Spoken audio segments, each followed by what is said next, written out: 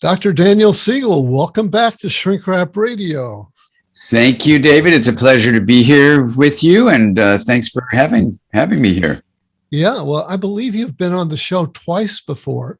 Once back in 2011 when we spoke about your book Mindsight, and 2016 when we discussed the mindful brain. And I'm going to have to cough from time to time here.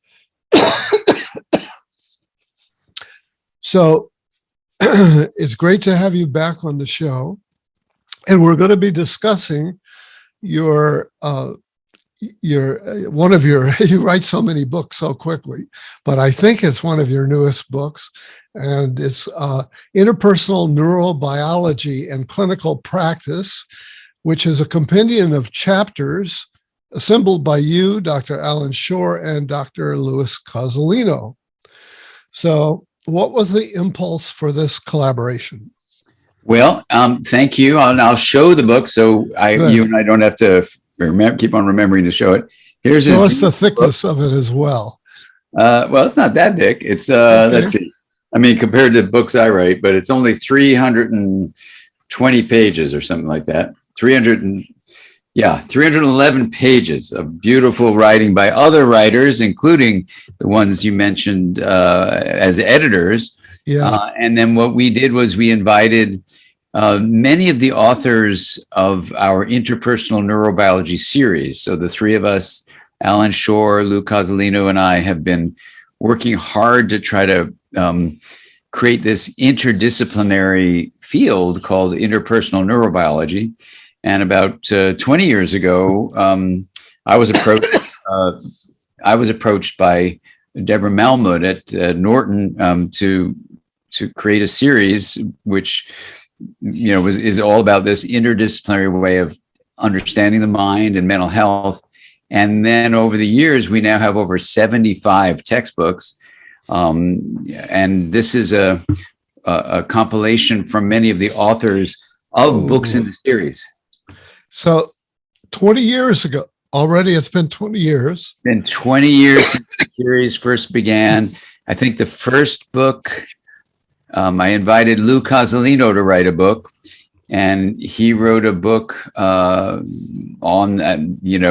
basically the social brain and how a therapist can understand that. And it was the beginning of what was a series of books. I mean, literally we have 75 textbooks, so I can't mention all the authors, but, some of the ones sadly were no longer living include Jaak Panksepp and Dan Stern, and a number of other people who I'm so glad we were able to invite them to write for the series and give us their wisdom before they moved on away from this life we're all leading.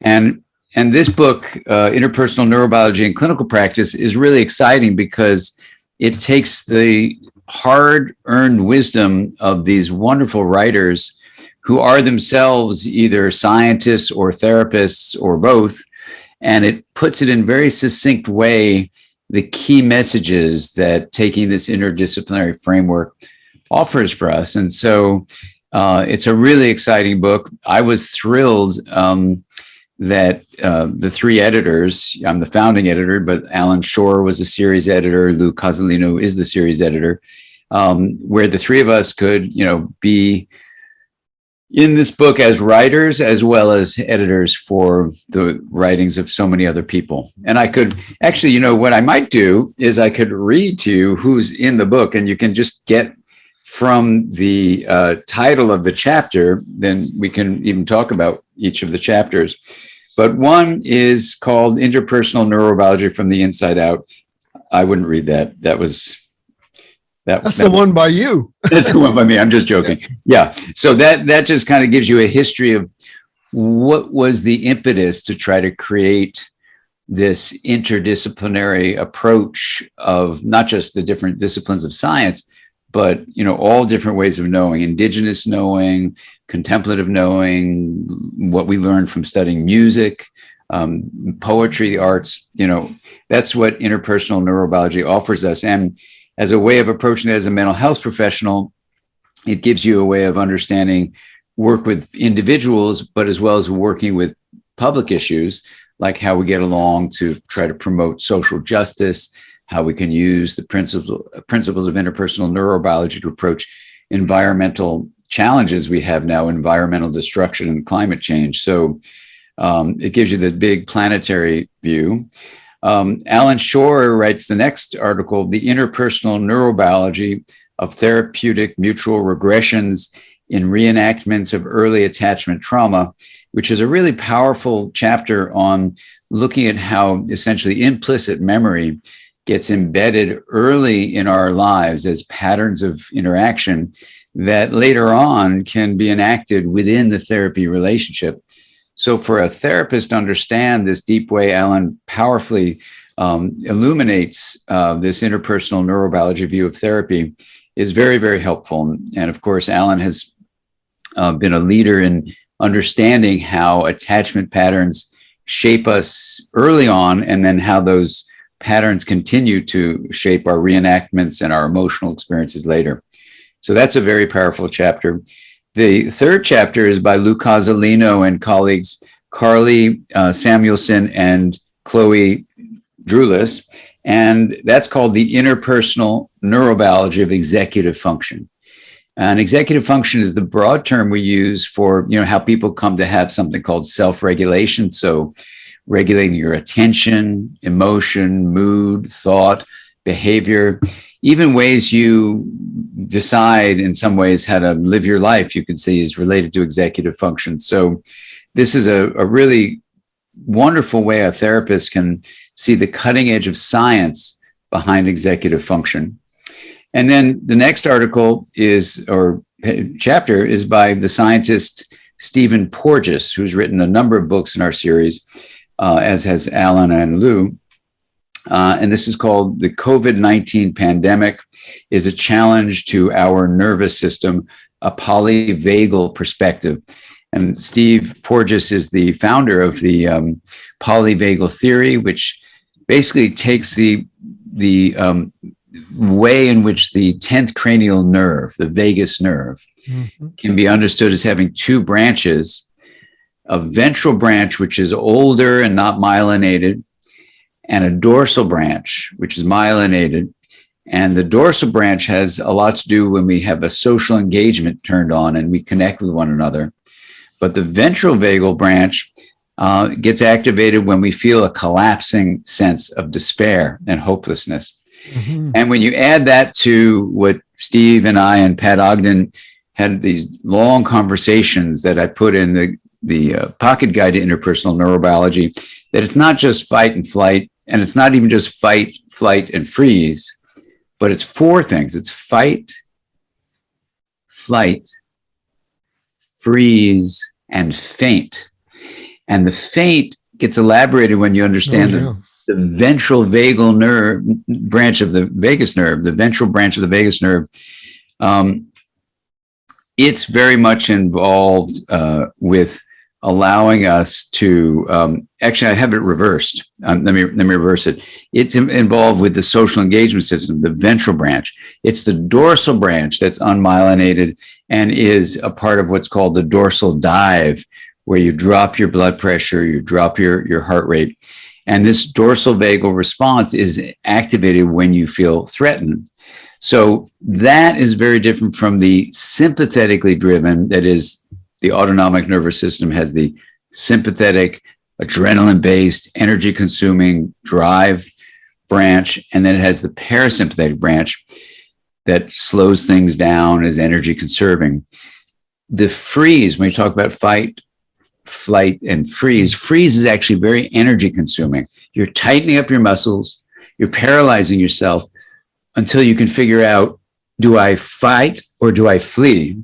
And so in many ways, clarifying this is I think the brilliance of Steve Porges, that lets us look at how the dorsal branch of the vagus nerve is in this collapse, and the ventral branch is more modern and helps us engage. So rather than just simply saying, what's your vagal tone? I think the polyvagal theory allows us to see, as Steve points out in this article, that the challenges of COVID-19 are threat states that are activating us in many ways that get us to withdraw. So then the question is, how do we actually deal with that? And it's a very timely chapter. I'm going to be interviewing him in a few weeks. Oh, well, you have his chapter there. That'll take. That'll help. Yeah. And I think, Steve is a good example of, how interpersonal neurobiology has invited scientists like Steve to become an active part of the way we clinically think about the mind and how to understand therapy. Steve would be one example. Jaak Panksepp, who passed recently, he has written a couple of books in our series. One was The Archaeology of Mind. The other is with Lucy Biven. The other is a book called something on personality. I forgot the other part of the phrase. I don't think, but it was with, I think it's John Davis.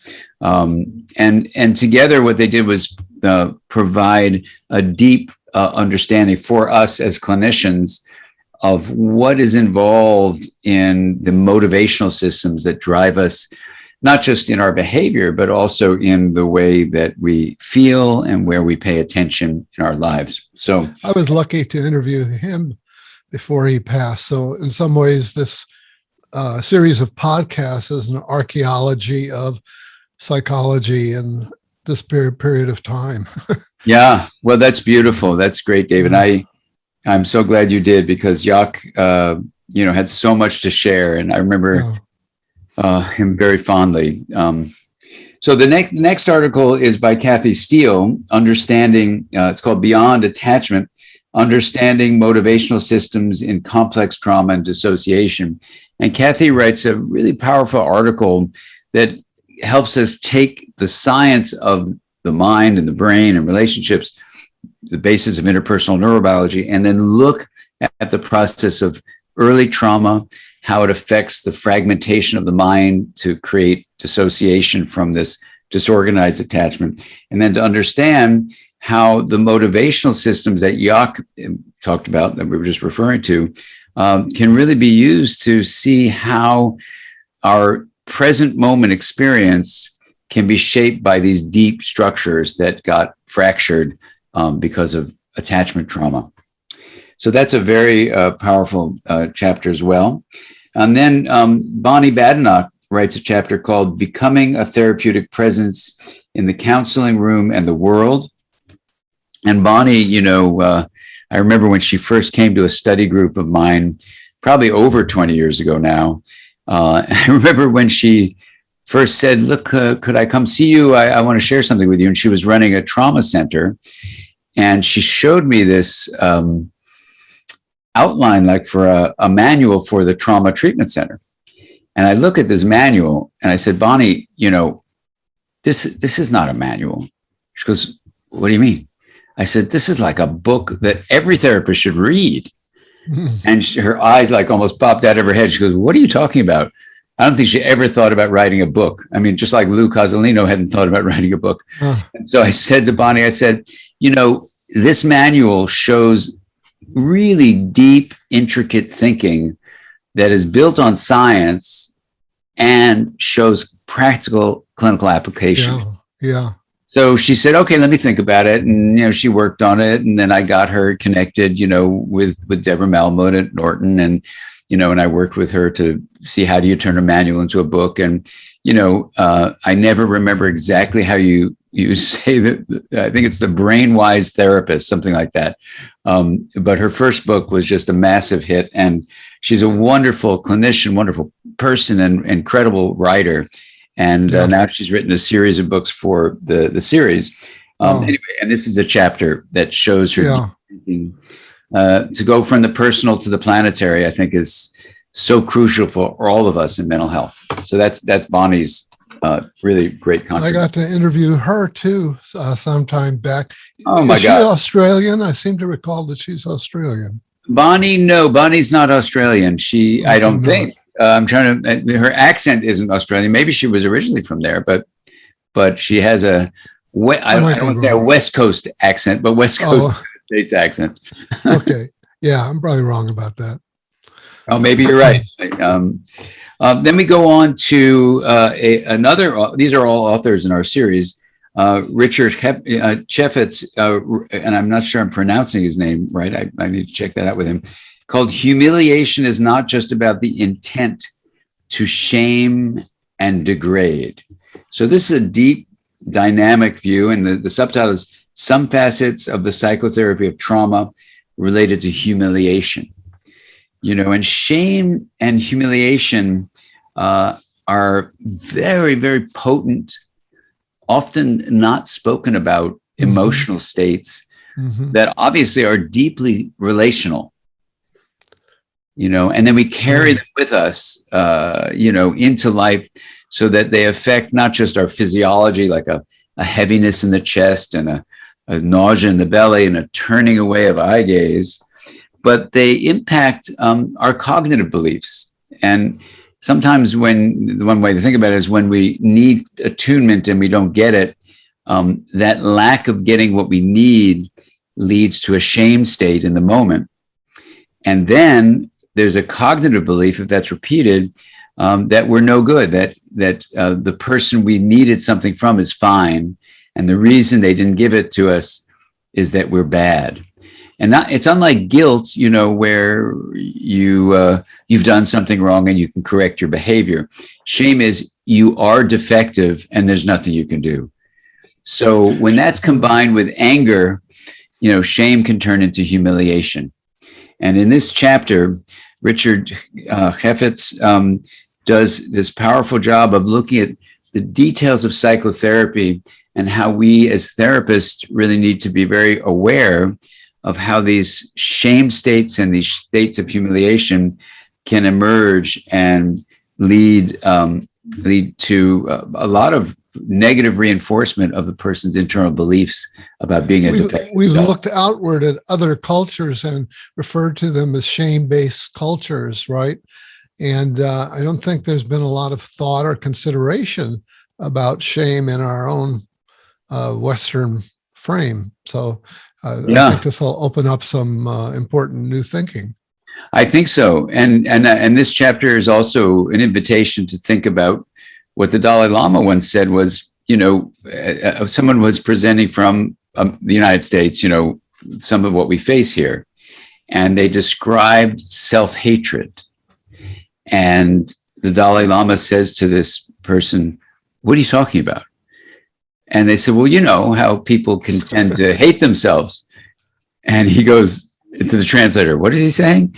And the translator had to say, "In America, people hate themselves." And the Dalai Lama just goes, "Why would you hate yourself?" It was like, and so in a culture where there's love and acceptance, it's like exactly the reverse of what you're saying, David. It's the opposite of a shame-based culture. There's a feeling like, the way I am is fine. Now this is according to the Dalai Lama. He was raised in a very special kind of way. From six on, he was in this incredibly privileged position. So I'm not sure that that's the case, that in Dharamsala in India, where he ultimately moved to, or in Tibet, where he was from, whether it's true that people don't have shame. It'd be really interesting from an anthropological point of view to see if people corrupt what His Holiness said.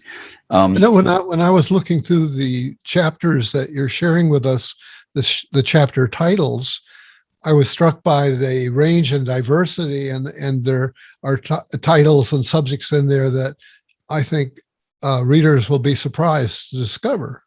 Yeah, well, this was, when I wrote the foreword to the book, I wanted to point that out because, people think of interpersonal neurobiology as only about something very specific to the practice of psychotherapy.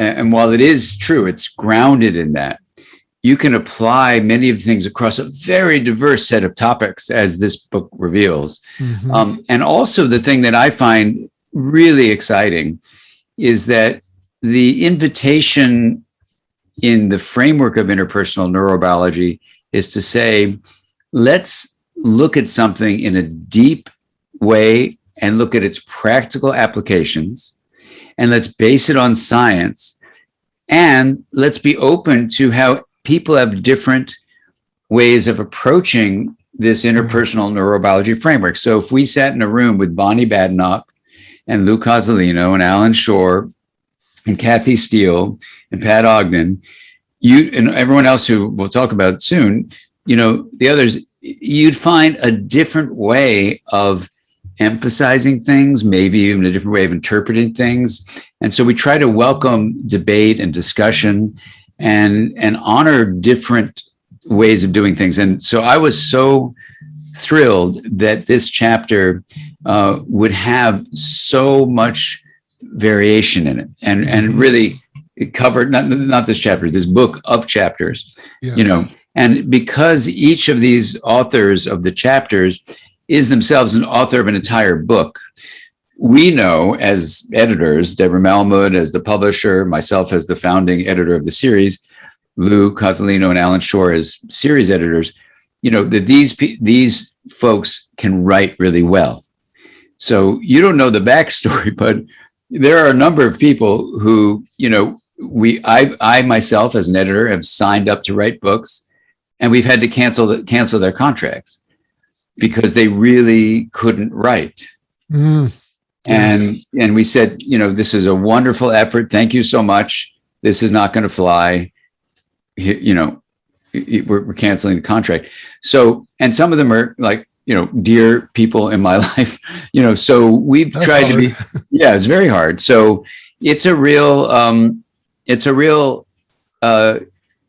exciting, but demanding challenge to find someone who is both, well, not both, I would say three things: capable of really understanding the science across disciplines, seeing in practical ways how it applies to the practice of psychotherapy that then has other implications for education or parenting. Any ways you help the mind develop, for example, is really what we're about. So that's, of course, psychotherapy, but that's what you do in school. That's what you do as a parent. So this is why our books are used by people in those areas.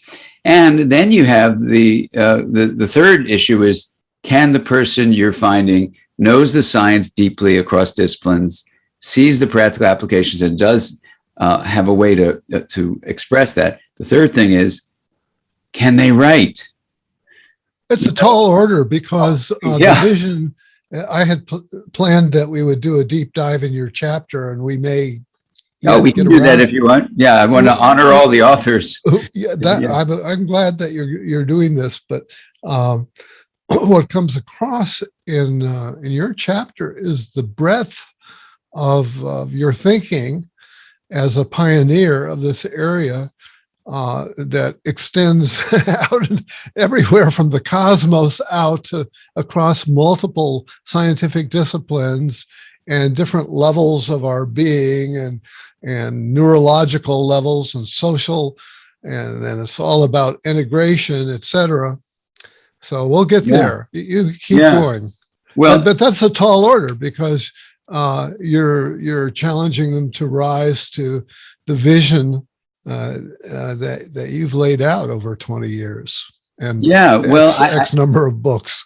Yeah, I mean, it's a vision that I hope is useful, number one, but also it is like an invitation, to rise to a certain level of a standard that Deborah Malmode, is our publisher, and she's a leading, editor at W.W. Norton. And we're very proud that our series is with Norton because they do have a very high standard, and people don't realize this, but there are quite a few of my books where the first manuscript goes in and Deborah doesn't accept it. And I'm the series editor. Yeah. Wow. So, and she says, here's why I'm not accepting it. 1, 2, 3, 4, these are the reasons. I go, oh my gosh. And even the book I'm writing now, David, is going in its fourth iteration. And I'm not exaggerating that. This is the fourth full, complete book that I'm turning around this very difficult topic, but that's fine. Because I really believe in Deborah Malmode.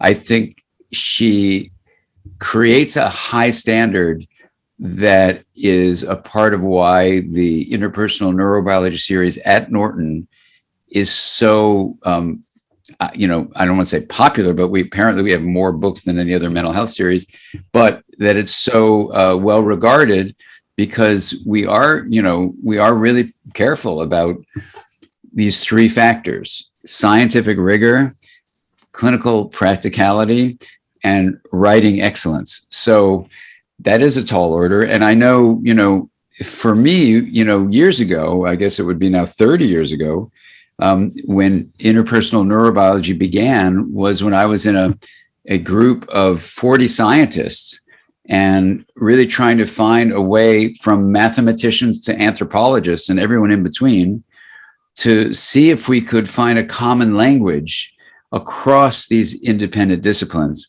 At the time, E.O. Wilson hadn't written his wonderful book, Consilience, but if I had had that term, I would have said to the group, we're doing consilience, Yeah. But he hadn't written the book yet. So we were trying to find a way to reach each other, to say, what is the mind? What's its connection to the brain? That was the only question, right? How do mind and brain relate to each other? But in the end, when you think about the cosmos, as you're making this point, once you talk about the mind and consciousness, you start getting to some incredibly fascinating things about systems, the systems of the networks of the brain and the head, the networks within the whole body. Then you realize neither skull nor skin are boundaries for what you can say that system is made of, which is energy flow. And then suddenly you realize then you're at the place of the whole universe. And then even when you study physics, for example, you find there are two realms. There's a realm of large objects that Newton studied, and then there are the realm of small objects like electrons and photons that quantum physicists study. And when you look at the characteristics of those two realms, you start realizing that mental experience can dip into both realms. And people, when you realize that, whether you're going to try to understand psychotherapy using meditation, or now the cutting edge of using psychedelics, to really deeply understand this, as Michael Pollan says in his last paragraph of his book, How to Change the Mind, maybe this has something to do with quantum physics. Well, I've written to Michael about this, but just to say it here, I think when you're open to looking at the mathematics of complex systems and the mathematics beneath quantum theory, and you take the first person reports of people doing meditative practices like the Wheel of Awareness in a systematic way, then as a scientist, you're invited to say, if the mind is an emergent property, which is the systems finding in math, coming out of the elements is another aspect beyond the singular elements. So the notion is that the mind is an emergent property of energy flow. Then you really need to go to the math. You need to go to physics. You need to understand how these molecules of chemistry study, work. How does it come together in a living being? So you study biology with neuroscience and genetics. And then you're saying, well, but it's about attention and emotion and memory. So then you study psychology. But we're doing this in groups. So you study sociology, and we talk to each other with words. So you study linguistics. And the next thing you know is you're studying cultures and anthropology. And before you know it, you've got interpersonal neurobiology, because you've gone from math to anthropology and everything in between. And then you say, and this is back in 1991, 92, you say, okay, how do we make this useful? Not just interesting. And when I wrote the first book of interpersonal neurobiology called The Developing Mind, Deborah Malmode called me up and said, I've read your book. How would you like to do a series of books? I said, well, this took a long time, like 8 years to write this book. I'm not going to do a series. No. She says, not a series of books that you write, but a book series where you're the editor, the founding editor, and you can pick other people to write the books. I said, what would it be about? She goes, anything you want. Whoa. I said, really? Then how about interpersonal neurobiology, which is what was proposed in the other book, which was not a Norton book. Anyway, and so she said, fine. And that's how it all came, because I saw the value in working with these 40 scientists of trying to find a common ground. And it's been thrilling, and if we just continue with these chapters, Dan Hill is a wonderful therapist in New York who writes a chapter called Dysregulation and its impact on states of consciousness. So there you see this looking at regulation theory, and how we regulate essentially energy flow, but you could call it affect regulation, as Alan Shore beautifully does, and looking at how that affects these states of mind or states of consciousness, as Dan calls them. And that's also a great way of seeing where you can then articulate things about states, things about consciousness, things about regulation. And for a therapist reading that chapter, they're going to be grounded then in, oh, I see, this is what it means to have these executive functions that can work well for regulation or not work well for dysregulation. So then you compare Dan Hill's chapter to Lou Cozolino and his colleagues' chapter.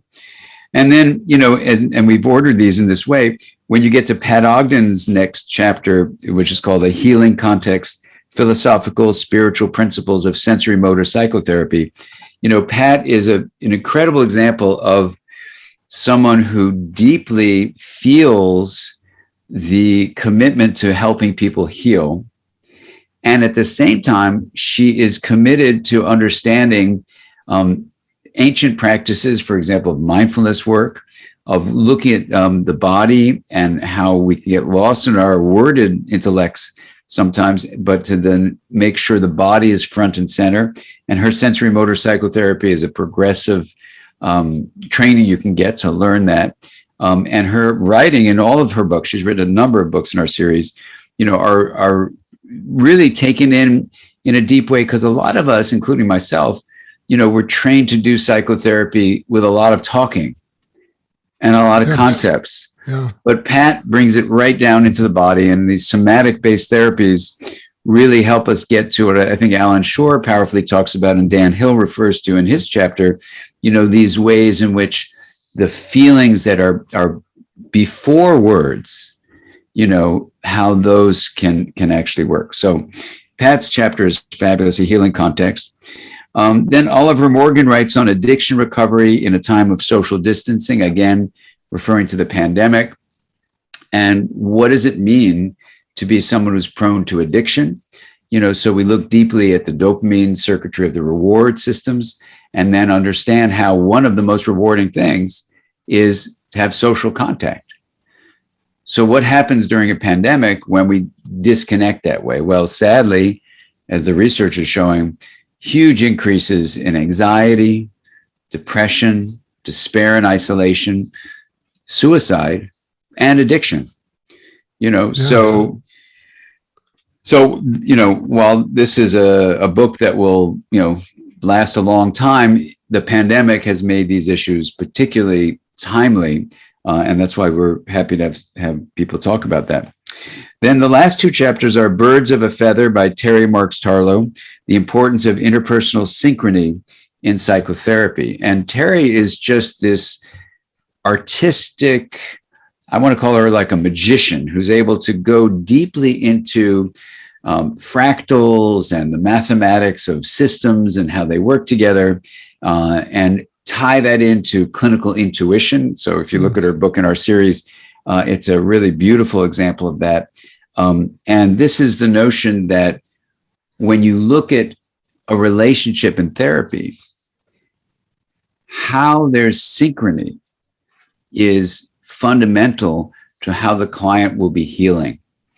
And this synchrony allows, in many ways, a kind of resonance that is like two strings on a guitar. They don't become each other, but they're influencing each other. Mm-hmm. And, I maybe emphasize especially a process called integration, which many people don't talk about. But for me, that's the heart of interpersonal neurobiology, is that complex systems achieve optimal self-organization when they both differentiate or allow things to be different, and they link. And that's the basis of basically the synergy of synchrony, that there's something greater than the individual parts. Yeah. That's the emergent property. Anyway, and then Dan Hughes, the final chapter, writes Synchronizing. So again, working with synchrony. We've put these dozen chapters in a flow so that you as the reader will experience a certain building of it. And Dan, who's this wonderful therapist, who's also a poet, and writes just beautifully. Dan Hughes writes, synchronizing neurological states of emotion in family therapy while online. So there again, we have a pandemic related shift in what we've had to do as therapists, where we're doing so much online therapy. And I myself have found, all these things, but this idea of allowing yourself to synchronize. So for me, like what I've done with you, David, is I take the person I'm doing therapy with, I make my window in whatever platform it is smaller so that I can take the face of my client, my patient, put it right under my camera. So right now I'm actually looking into your eyes, David, on the screen. Does it feel like I'm looking at your eyes in reality? Yeah, it does. And I'm wondering how you do that, because that always bothers me, because when I look back at the videos, it looks like I'm looking down because the camera is high up on the Macintosh. Right. No, I have a Mac too. So let's walk this through, because I've been noticing you've been looking down, and I wouldn't want to interpret that as shame if I were in therapy. So what I do with my clients, let's do it right now, is go to your window size, and this is for everyone listening. People should learn how to do this, and make it so it's not filling the whole screen. So yeah, it's not. It's relatively small. Okay, yeah. Now drag my image up above yours. You are already there. Actually. I'm at the top? Yeah. Okay, now pull my head as close to your lens of your camera as possible. Okay, I've just moved it up a little higher. There you go. Is there anything you can do to make that window closer to your camera? No, I wish there were. I'm using a 17-inch iMac all-in-one, and it's there's a separation between the camera, right, and the window of about a couple inches. Is my head pretty much underneath your lens? Yeah, I've centered it that way. And then what I have to right in my face. Well, look right in my face now. Just look right in my face. Well, I'm looking at the camera. If I look at the camera. No, but look at my face. Okay, I'm looking at your face. Okay, and I see it on your system. It's a little low. Yeah, I'm sure it looks like I'm looking down. And there's no way to make it. But if I look at the camera, then it'll look like I'm looking at you. Right. And there was a software company out there, and I don't know if they got their product off the ground or not, who was working out a fix for that.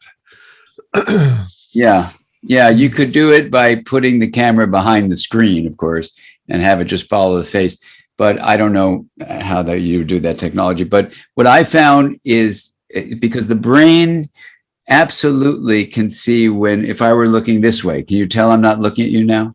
Yeah, a little or off. If I look that way. Yeah, off to the side. But if you get pretty close to a vertical line of the face, and like if I just right now look toward your forehead, let's say, it probably looks like I'm looking right in your eyes. Does it?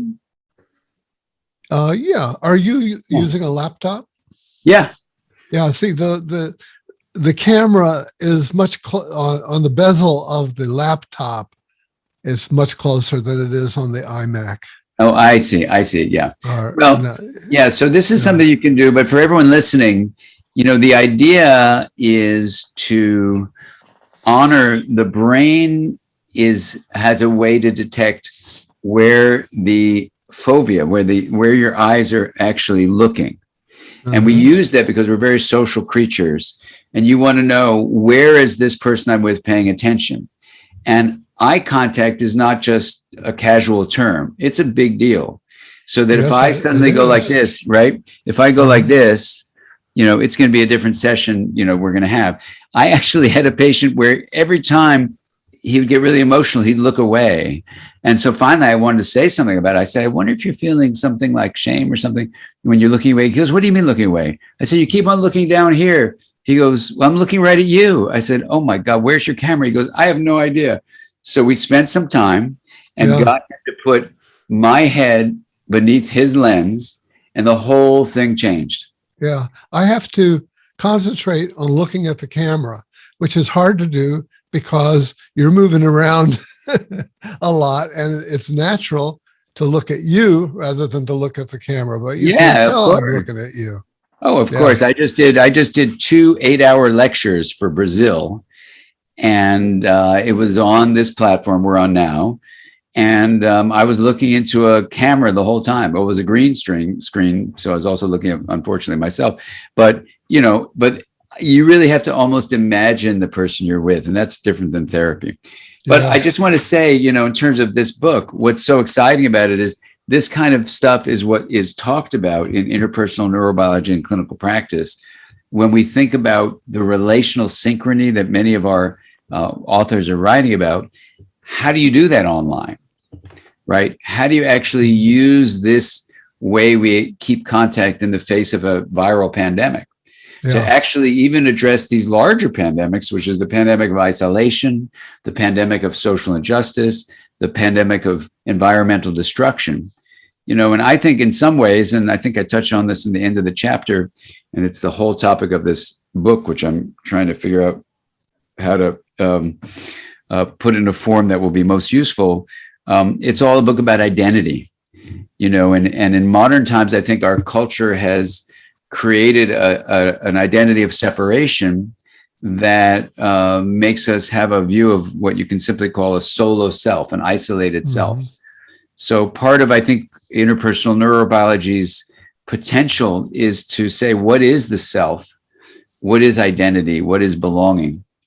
And how do we take these features of what it means to be a human and say, how has modern culture given us a message that we're all separate, that may be at the heart of, certainly worsening these pandemics, the way we don't collaborate with each other, but certainly at the basis of social injustice and racism, and even environmental destruction, where people see themselves as separate. So in the next 10 years, I think it's become pretty clear to everybody who thinks about this, that we have about 10 years to identify what humanity is doing wrong. And if we can use our skills as mental health professionals to help nudge cultural evolution in a more generative rather than degenerative way, a more integrative way rather than the chaos or rigidity that emerges when you block integration.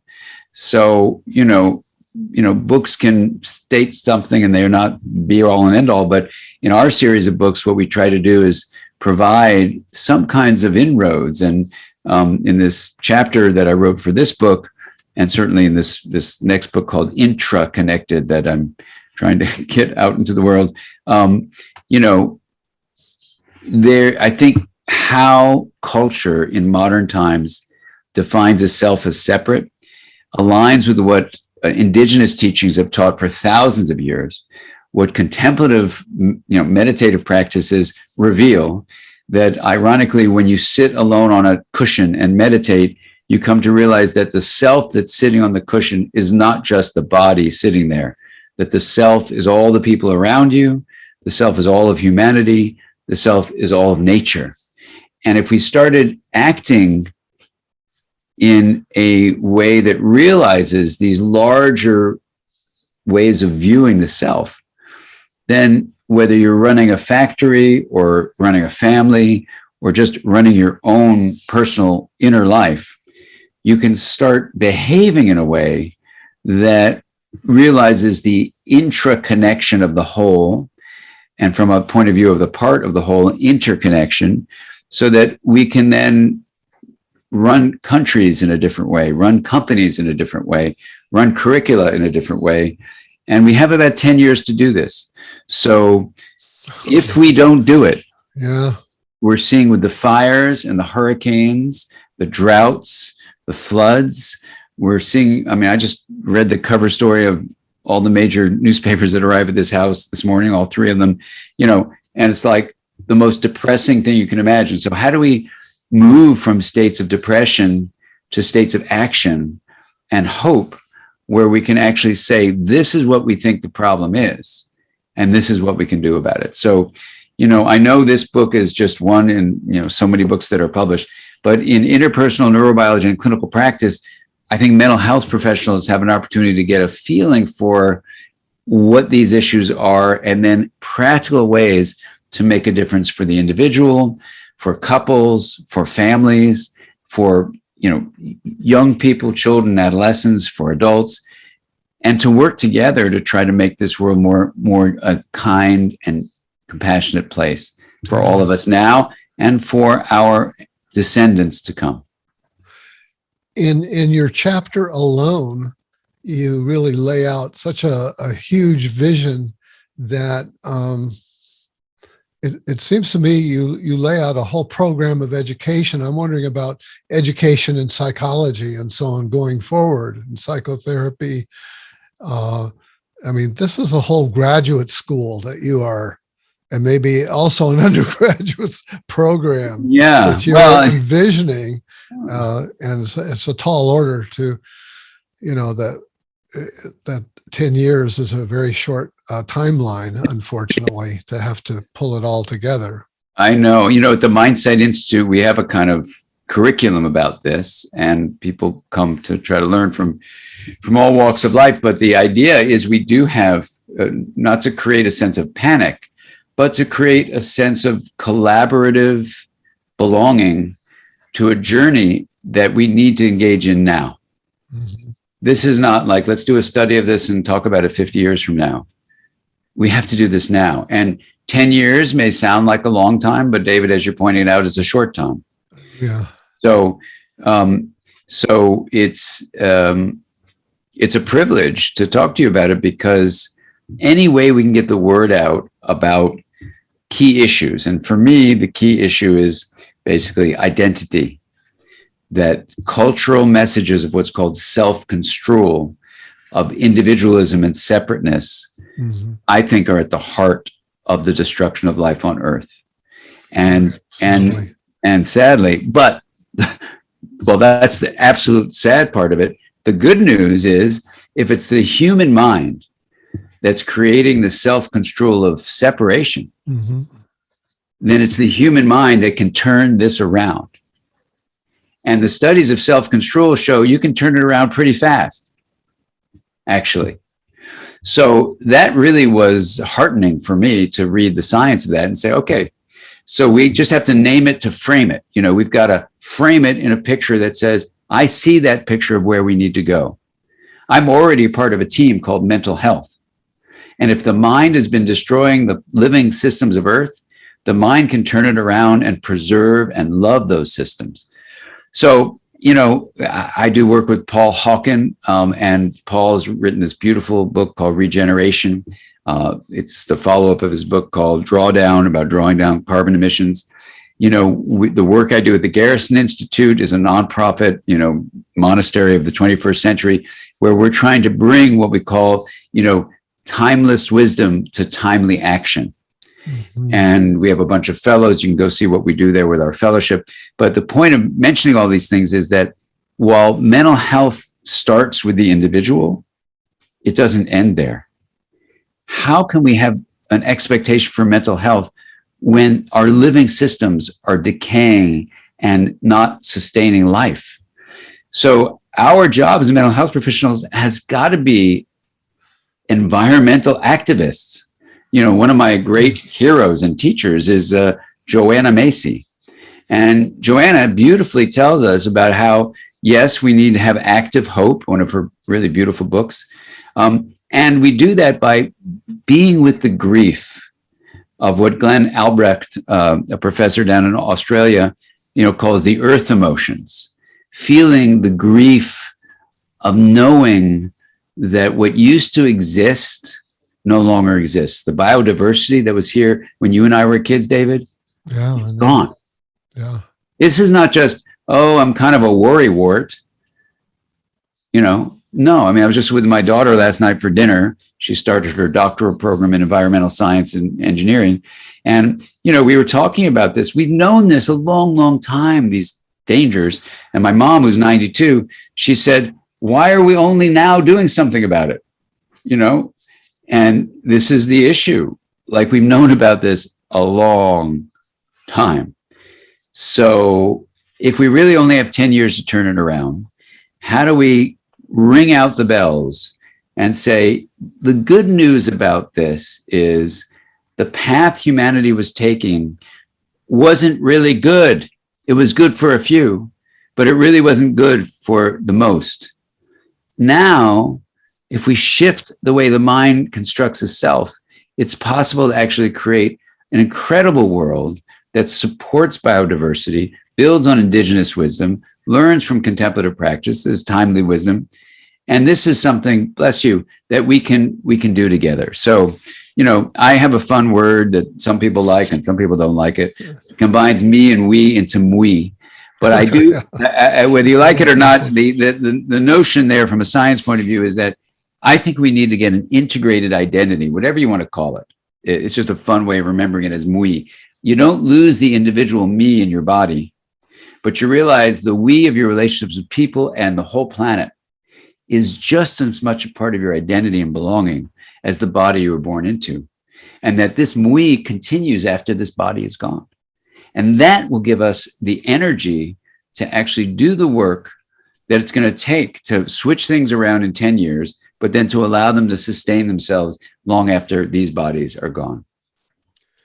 Well, this is a great message that you're delivering here, and probably a good place for us to wrap it up is with that charge. Yeah, shrink wrap it up with that charge, and it's so I'll have a lot to say. I was going to walk you through all the details of your chapter and all, but it has so much packed into it, and. Well, thank you. I hope I didn't distract you from your outline for our conversation. Well, this was needed. This was great. So I think it's good to talk to you again, and Godspeed to you in your work and actively implementing, carrying out, inspiring your vision. Thanks, David. Thanks. This is a joint effort, and I'm honored to be here with you and with everyone in the Norton series and everyone on the planet to work together to make this happen. Yeah, we're all together in it.